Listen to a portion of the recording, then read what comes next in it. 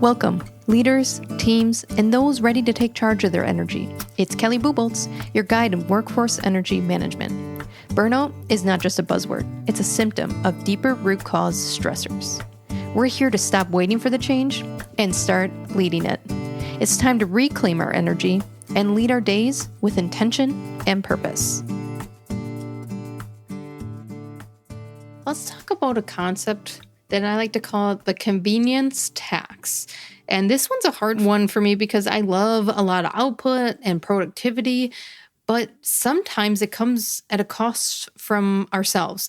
And it's the productivity kind of paradox that, you want to do all the things. So then you spend all the time looking for the best planner, the best app, the best productivity tip and time management tip. And in that process, you're not actually checking what's aligned with your lifestyle. And so you actually spend more time trying to find the best tool, and it actually costs you more time and lack of productivity than if you would have just done it. So I was thinking about this productivity paradox of all the things that we do to try to get everything done. And I realized sometimes it's at the cost of ourselves, of the original energy and design and path that we should have been on. And that led me to this concept of convenience tax. And it's rooted in this world that we sell speed and efficiency, right? The faster we go, the more we can get out, the higher we can charge, the more sales we get, the more that society can accept us for all our output. But at what cost? And this didn't just come to me one day. It actually came from a heated argument with my partner. And I was praising how convenient online grocery shopping was. And with 3 little kids and daycare and work and always being late for daycare pickup, swinging through the grocery store was amazing, right? Because I could just pick up my groceries and there it was, throw it on the table, we do the bedtime routine and go on. It was chaos from morning to night. And it just felt like a lightsaber. And when you can do stuff so conveniently, it seems like it's saving you. It's saving your energy. It's saving your time. And in some aspects of your life and functions of work, yes, that makes sense. But in some aspects and functions of life and work, it's coming at a cost. Here's where the heated argument came up is I was praising this grocery shopping pickup, and he paused me.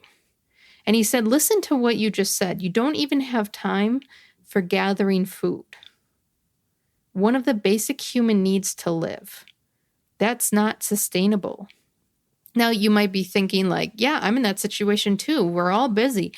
But he's right, because my priority was work. I was working crazy amount of hours. I was signing on before and after work. I was staying way past when I should. That's why I was late for daycare pickup. That's why I have to do the grocery pickup, right? No boundaries. He was right.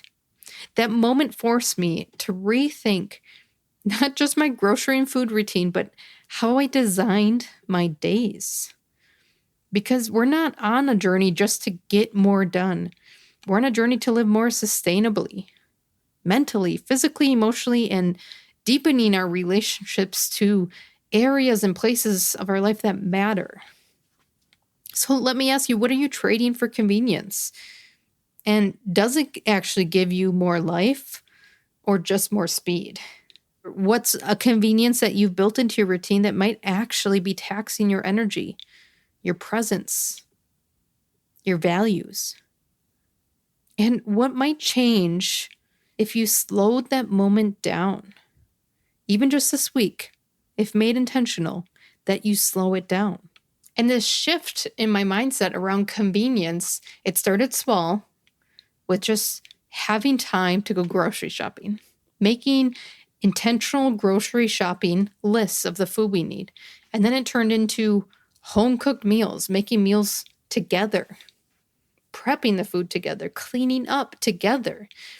And the energy at home just began to shift because it wasn't about the grocery shopping and it wasn't about making meals at home. It was being present in the life we're trying to create. It was being in a room and not worrying about all the things.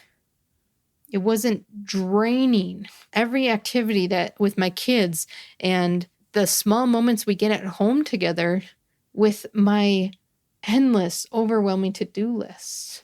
And it seems kind of silly because it was just a grocery shopping trip, but what it came down to is if you don't have time for the basic human needs, then what's the point? I was working so we could do all the things, but we weren't actually doing anything. I was working for the big bonuses so we could buy the big toys, but those toys didn't, at the end of the day, really mean anything. I had the subscriptions and the pickups and no time to actually exercise the activity, such as cooking, such as sitting on the floor playing with my kids. And that's the tax. Now, I certainly love a good convenience, but I always evaluate now, does it conflict with my values? Does it take away from the path that I'm on, the path towards peace? At what cost, outside of financially, monetary, is this convenience? Then this shifted not just from grocery shopping and suddenly making home-cooked meals, but to how I make my coffee. That quick Keurig moment, out the door, because we started making intentional time in the morning to brew up fresh coffee and enjoy it together. So when evaluating a convenience, conveniences such as like grocery pickup and some of the things I talked about are great, especially for seasons of life and situations in which you can't do these things and you can't do them easy. I'm talking about when we give up something because we think it will bring us joy and it costs us just that, joy. That's the convenience tax. If a convenience is going to provide you value and provide you peace, I implore you, go after it. But if that convenience is a trade-off against your values, clouding that joy, that convenience is now taxed. Today's step matters. It's in the micro moments that real change begins. Managing your energy isn't about shame, blame, or disrupting your lifestyle. It's about the small, intentional choices to reclaim that natural energy. If this episode hit the mark for you, share with others. This journey doesn't have to be lost and lonely, but exciting and full of new paths. See you back here to continue the adventure.